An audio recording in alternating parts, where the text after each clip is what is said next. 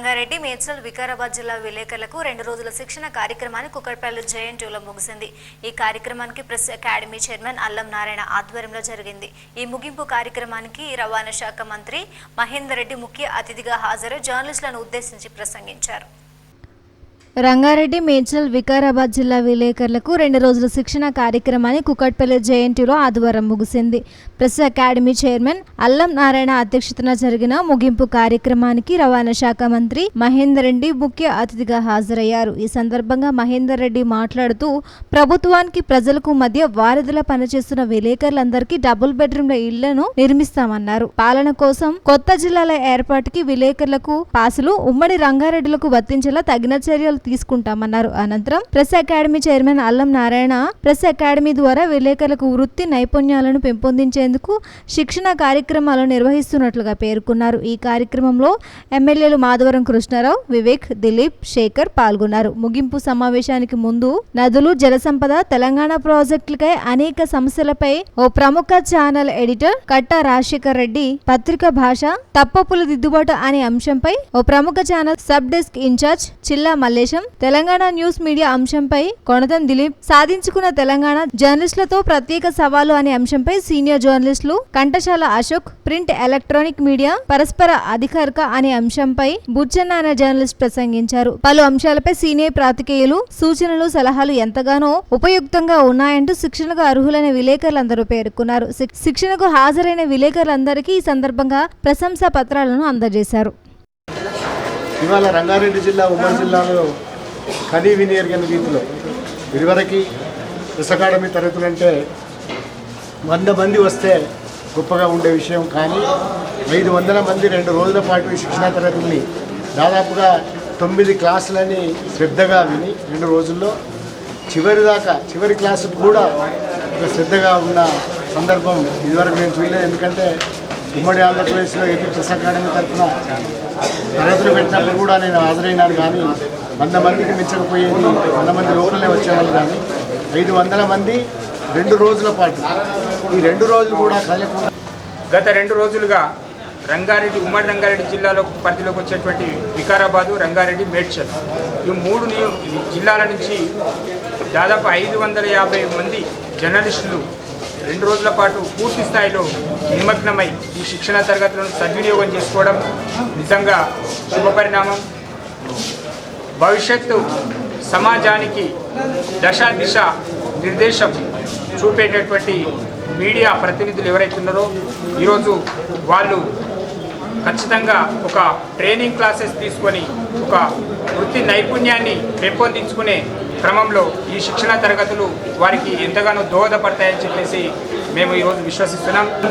Press academy నిర్వహిస్తున్న శిక్షణ తరగతులు ఈ జర్నలిస్టులకు వాళ్ళ పనితీరును మెరుగుపరచుకోవడానికి పనికొస్తాయి. పక్కన కూడా ప్రాక్టీస్ అనేది నిరంతరం ప్రాక్టీస్ ఉండాలి. కొత్త విషయాలని, మారుతున్న టెక్నాలజీని ఎట్లా వాడుకోవాలి, వార్తా సేకరణ కూడా రోజు రోజుకు ఇబ్బందికరమైన పరిస్థితులు ఉంటాయి. సో ఆ పరిస్థితుల్లో కూడా ఎట్లాంటి రిపోర్టింగ్ చేయాలనే విషయాల గురించి కూడా మనం ఎప్పటికప్పుడు తెలుసుకోవాల్సిన అవసరం ఉంటుంది. అట్లాంటి మెలకువల్ని ప్రెస్ అకాడమీ తెలియజెప్పడం అనేది ఇప్పుడు జర్నలిస్టులకు చాలా ఉపయోగకరమని చెప్పి మనం అనుకోవచ్చు. ఎందుకంటే దాదాపు గత 15-20 సంవత్సరాలుగా ఎవరు కూడా ఇట్లాంటి తరగతుల్లో నిర్వహించలేరు. నిర్వహించడం కూడా జర్నలిస్టులలో నైపుణ్యాన్ని పెంపొందించే విధంగా ఉన్నట్టు ఇక్కడ కనిపిస్తుంది.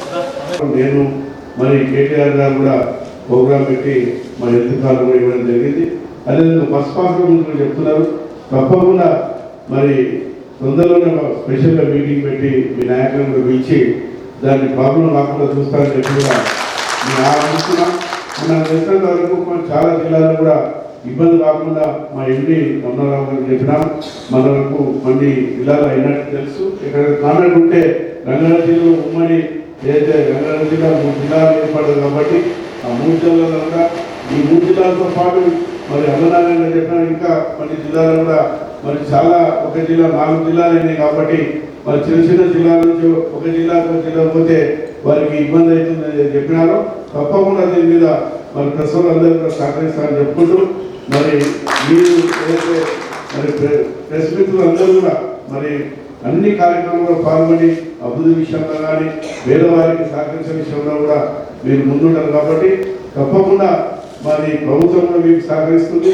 మా వంతు కూడా మీకు ఏదైతే డబుల్ బెడ్రూమ్ ఇళ్ళ విషయంలో కానీ, ఎందుకంటే పేదోళ్ళు ఉంటారు కాబట్టి ప్లాట్ల విషయంలో కూడా మేమంతా తప్పకుండా సహకరిస్తామని చెప్పుకుంటూ చాలా సంతోషంగా అంత ఇంత పెద్ద ఎత్తున అంటే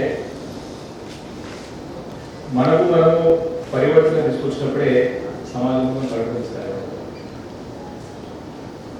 అప్డేట్ అంటే శిక్షణ శిబిరం అనేది పెద్దల ఆధ్వర్యంలో ఎందుకు జరుగుతుందంటే జీవితం అనేది నిరంతరం నేర్చుకునే ప్రక్రియ లైఫ్ లర్నింగ్ ప్రాసెస్. అంటే అంతా తెలుసుకుంటే మనం అక్కడనే అంటే మనం రాసే ప్రతి అక్షరం మన మాట ప్రతి మాట సమాజం అంతా కూడా గమనిస్తుంది.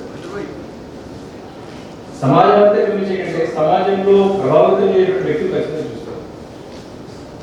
కాబట్టి డెఫినెట్గా శిక్షణ శిబిరాలు మరి పెద్దల ఆనందాన్ని కోరుతామని మన ఉమ్మడి రంగారెడ్డి జిల్లాలో ప్రారంభించడం చాలా సంతోషం.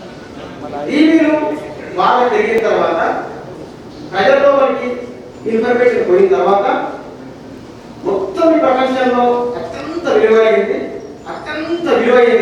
అది కొద్దిసేపు ఉండేది సమాచారం. ఇదే పోయిన వద్ద దొంగ ఎక్కువ పోయిన అలవాటు వచ్చిన పోయిన ఎక్కడ పోయిన వాళ్ళు నాకు తెలుసుకోవాలి. అవునా ఇన్ఫర్మేషన్ ప్రపంచ గమనాన్ని మొత్తం మార్చి సమాచారం లేదు. గాంధీ సత్యాగ్రహం చేసినటువంటి ఇన్ఫర్మేషనే ఏం లేదు.